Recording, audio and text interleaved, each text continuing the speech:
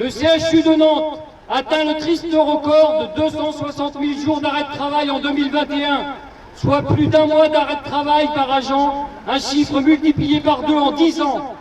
En 2022, nous avons dépassé la barre des 10 et 12% d'absentéisme. Des maladies professionnelles de plus en plus graves et invalidantes. Malgré un rapport de santé au travail édifiant, faisant ressortir une majoration des risques psychosociaux liés à ces organisations de travail délétères qui nous sont imposées, la direction du CHU de Nantes s'obstine à vouloir continuer à institutionnaliser cette maltraitance à l'encontre de ses agents, quoi qu'il en coûte en termes d'humains. Dialogue social, on n'a rien compris. Pour EFO, c'est inacceptable d'avoir un tel délit et rejet des hospitaliers. Conséquence, les professionnels démissionnent, prennent des disponibilités, demandent des ruptures conventionnelles dans ce contexte où le CHU n'arrive plus à recruter. La CGT a donc pris ses responsabilités et a fait dernièrement un signalement au procureur de la République sur cette maltraitance institutionnalisée et les conséquences sur les usagers. Un accès aux soins pour les patients limité et dans des délais irraisonnables pouvant entraîner une perte de chance. Cette perte de chance aujourd'hui n'est plus à démontrer, elle est réelle. Au CHU de Nantes, plus de 40 enfants en sursis attendent une chirurgie cardiaque d'ici la fin de l'année, alors que les chirurgiens ne disposent que de 11 plages opératoires. Des enfants en pédiatrie qui sont transférés dans d'autres centres hors département dans ce contexte de bronchiolite, faute de disposer de lits de soins critiques ou de réanimation en nombre suffisant.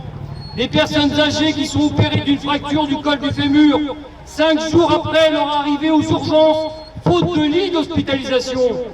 Un service d'urgence saturé, avec des patients hospitalisés sur brancard durant plusieurs jours, sans les effectifs adaptés, pouvant occasionner ou bien même occasionnant une perte de chance pour les patients, voire même des décès, ce qui s'est produit en février 2022.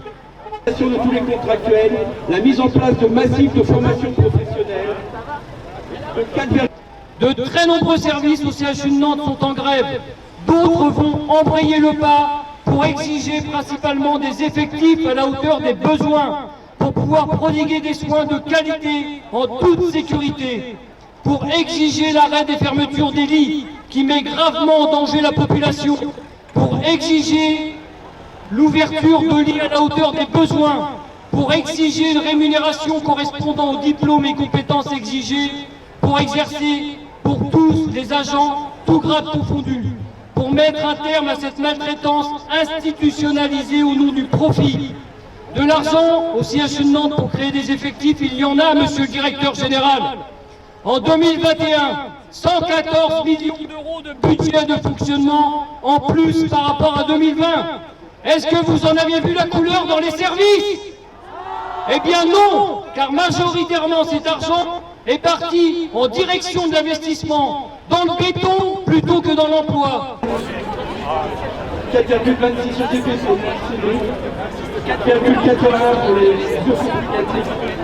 Non seulement que nous vous soutenons avec les élus et les députés de la NUPES qui sont ici, mais aussi que nous regardons attentivement la grève que vous êtes en train de faire depuis maintenant plus de 3 semaines ici, depuis l'Assemblée nationale, mais depuis l'ensemble du pays.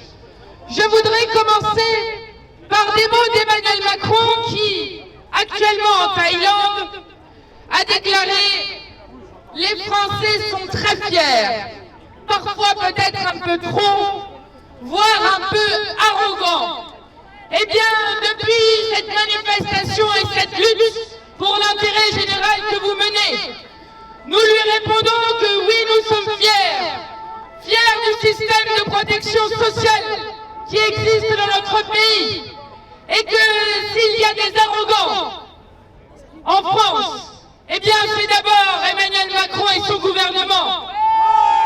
Emmanuel Macron et son gouvernement qui, après nous avoir qualifiés de Gaulois réfractaires, avoir appelé des gens qui ne sont rien, eh bien maintenant osent qualifier d'arrogance le fait que des gens se battent pour que des patients puissent être dignement soignés et que les soignants cessent de fuir de l'hôpital.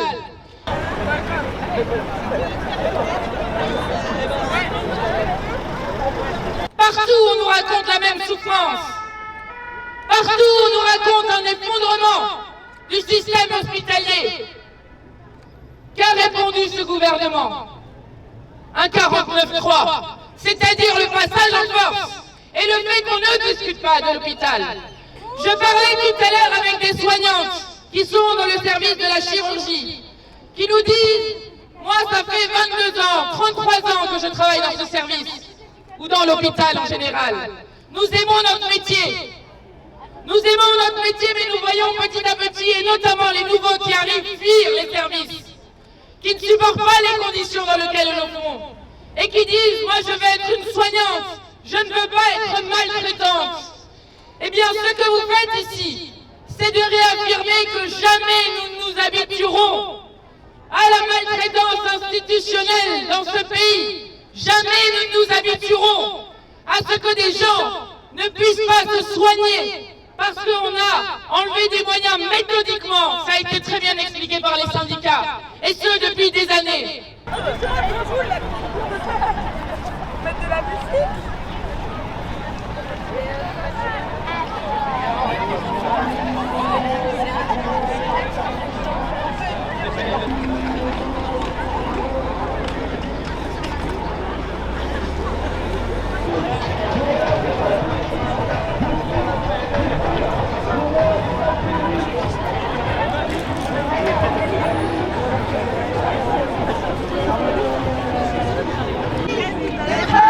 Pour l'hôpital public. Des places pour l'hôpital public. Des postes pour l'hôpital public. Des postes pour l'hôpital public. Des postes pour du fric pour l'hôpital public. Du fric pour l'hôpital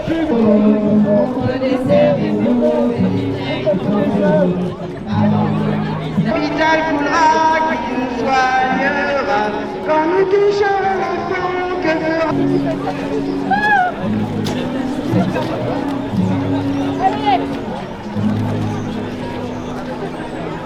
Ça va?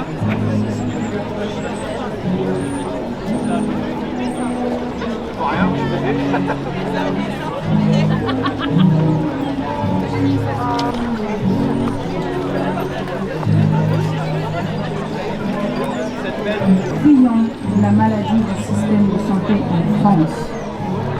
Notre collectif a souhaité agir et s'unir avec les soignants du CH maintenant dans les cliniques privées de l'agglomération nantaise, de par exemple la clinique d'Hiver.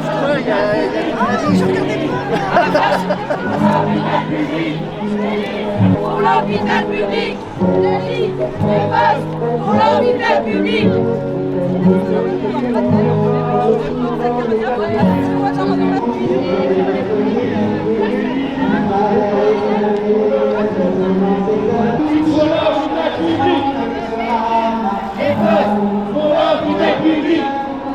Des postes pour l'hôpital public. Des postes pour l'hôpital public.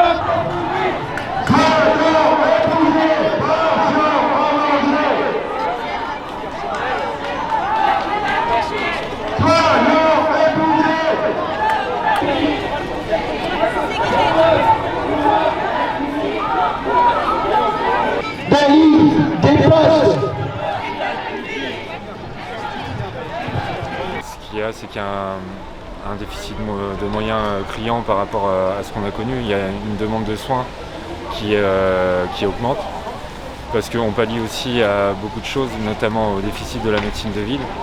Les urgences, c'est le reflet un peu du problème du système de santé en général. où on voit bien que dans toutes les communes, ils ont du mal à recruter des médecins généralistes. Du coup, les patients n'ont pas de médecin traitant et ils se retrouvent à être obligés à se retourner vers les urgences. Donc déjà, on doit se pallier à ce niveau-là. Ensuite, dans les services, il n'y a pas assez de lits. Et ce qui fait qu'on est obligé d'attendre des heures, des dizaines d'heures, voire des jours, pour que les patients des urgences puissent aller dans un service d'hospitalisation et un lit et pas un brancard. Comme on l'a dit, sur un brancard, on peut se faire des escarres, déjà que sur un lit aussi. Et on est en attente d'examens complémentaires. Les gens, ils patientent des heures et des heures aux urgences parce qu'ils attendent pendant 10 heures, ils attendent un scanner, ils attendent une rectoscopie, ils attendent une fibroscopie, ils attendent d'aller au bloc. Le bloc est surchargé, on ne peut pas les prendre en charge. Pendant tout ce temps-là, ces gens-là, ils sont aux urgences et pendant ce temps-là, on doit s'en occuper. Et on essaye de le faire au mieux, mais on ne le fait pas dans des conditions qui nous satisfont. Et pendant ce temps-là, d'autres nouveaux patients arrivent et on doit également les prendre en charge. Donc plus ça va, plus il y a de patients par rapport au nombre de soignants. Et plus ça va, je ne vais pas dire de gros mots, mais on ne travaille pas dans des bonnes conditions et on se rapproche de maltraitance. On n'est pas satisfait des soins qu'on donne. On fait ce qu'on peut, on reste humain, on a besoin de prendre un café, on a besoin de faire une pause, mais on ne prend pas tout le temps en fait. Il y a des collègues qui prennent pas le temps, c'est des trucs cons, mais qui prennent pas le temps d'aller aux toilettes pendant leur pause de travail. On ne peut pas le quitter, il y a des gens qui arrivent. On est toujours hyper sollicité, on a d'innombrables interruptions de tâches qui fait que le système il se bloque et voilà. Et que les gens sont de moins en moins bien soignés et les soignants de moins en moins contents de ce qu'ils font, de ce qu'ils exercent comme soins et de leurs conditions de travail. Et on en arrive là.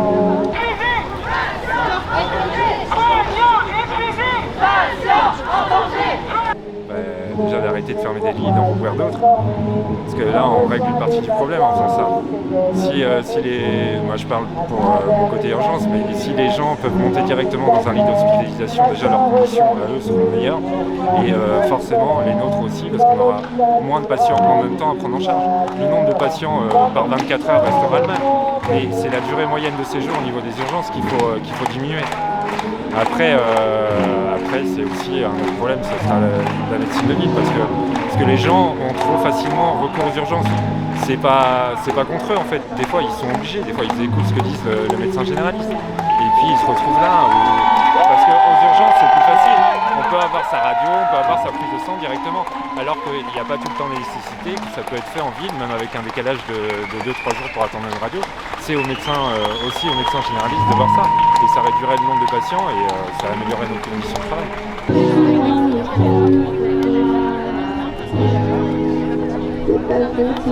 Mais le problème, c'est pas que l'hôpital public, les cliniques aussi sont en grève. Eux aussi ont des mauvaises conditions de travail.